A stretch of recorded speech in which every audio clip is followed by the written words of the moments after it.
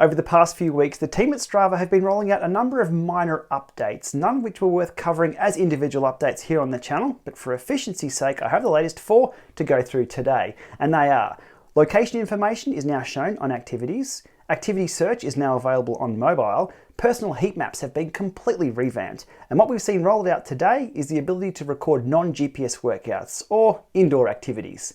Let's look at all of those in detail now. Okay, into update number 1 that Strava rolled out not too long ago, and that is the activity location information right there on screen. You can see there Mr. Des Yap from DesFit is in Fort Collins. Mark O'Brien is in Ivanhoe in Victoria. Scrolling down, Aiden is in San Francisco, USA, where apparently it's too hot. And then it's down to Dan Wilkins' run that doesn't have any GPS information, so it doesn't have a location listed. Loading this feature on mobile, and it's exactly the same over there. So Des, again, Fort Collins, Mark O'Brien, Ivanhoe, Aiden Piper, San Francisco. We have Dan Wilkins with no GPS information. Nitro is in South Melbourne, Victoria. And Nicole Sutton has done a Watopia ride, and because there's no real GPS, there's no location information shown there. This is definitely one of those updates where I've looked at this and thought, wasn't that always there? Apparently not, but it is now. Update number 2 to cover today is the ability to search for activities on mobile. So there's 2 ways of doing this. First of all, going through to your training log, and then up there on the top using the magnifying glass to search by title or description. So I'll type in sheep to see how many sheep patrols I've done. There's quite a few on this list here that I've done over the years. Now we can use the filters. We can do all, so different activity types. If I want to filter on those, if I've done an ice skating sheep patrol, which could possibly happen in Ballarat, we have distance, time, elevation, dates and types, etc. So if I wanted to see how many sheep patrols I have done this year, we tap on dates. We go back to the 1st of January 2021. And the end date, which will always default to today's date, which is handy. And it shows here that I have done 3 sheep patrols, all in the reverse direction.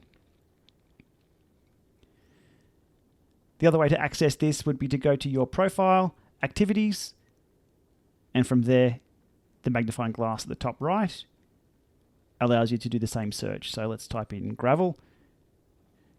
As you can see here with this list, gravel is featuring quite a lot on a number of my recent rides. The web version of Strava has always had this search functionality, but what's new with this is you can search now on mobile, iOS and Android.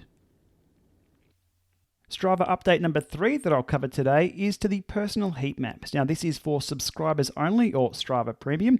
Personal heat maps will now pre-generate and update automatically, unlike the old system where athletes had to generate or refresh their personal heat maps for a specified time period. The new My Heat Map page looks very much like the new Route Creation Builder tool, and it's kind of related. I'll show you how it integrates in just a few moments. What we have here is the initial load screen. I'll scroll out to the global view and you can see one of the new features already, which is the clusters. So how many activities I've uploaded in that general area. So I can quickly zoom in to where I've been. So quite a bit of coverage there.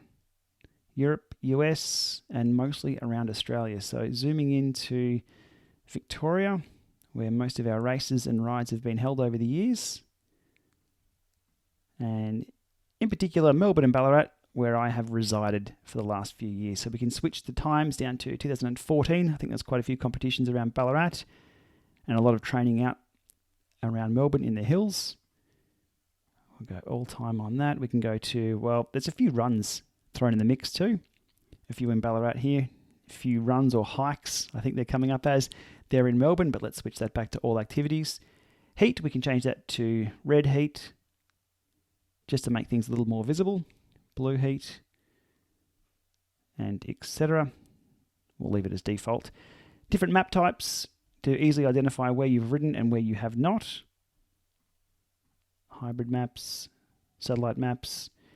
Winter map is pretty cool. It will show you the hills. So you can see here a few hills around Kinglake. Ballarat, a little flatter. That's a few bumps through the forest there and down south. Light map and dark map are also different options you can use if you're looking at filling in every single road that you haven't ridden.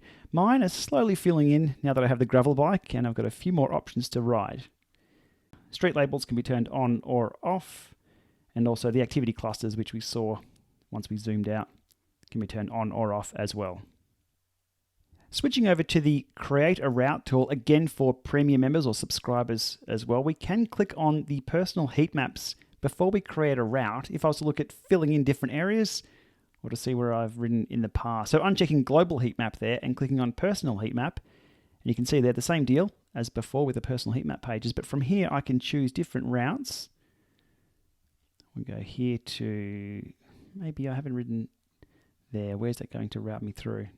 Oh, it's put me on the dirt as well. It knows me too well. So you can switch your personal heat maps on or off in the route creation tool, or use the global heat maps as well to find out where everybody else rides. Again, subscribers only, but a pretty neat little addition for creating routes. The fourth and final feature that I'll cover today is Strava's latest, and that is the ability to do indoor workouts or non-GPS activity recording. So starting an activity here, we can scroll all the way down to things that don't require a GPS, such as CrossFit, elliptical, stair stepper, weight training, yoga, or general workouts. I'll start a yoga workout here. I will pair my heart rate strap. I'll need to replace the polar with the ticker. Okay, give that a few seconds. It's connected. Okay, my heart rate is recording. I can hit go and start my yoga session. Now, this feature is available for both premium or subscribers and non-subscribers, the free users for Strava. So everybody gets this new feature, whether you're paying for Strava or not. Okay, finishing up my yoga session here, which lasted 23 seconds with a heart rate of 42. I'll hit finish on that. And from here I can fill in all the details, add photos, etc. So we will call this one Yogi. We'll hit save activity on that. Now I don't want anybody to know I've been doing yoga, so I'll change the privacy down to only myself. How did the activity feel? Well, that was definitely a maximum effort, as we saw with the heart rate, and it was a commute. For tax purposes, I was yogaing to work. We hit save. That then goes into my normal feed after I pull down and refresh. There we go. And as with all activities on the mobile, I can dive in and have a look at the statistics of that session.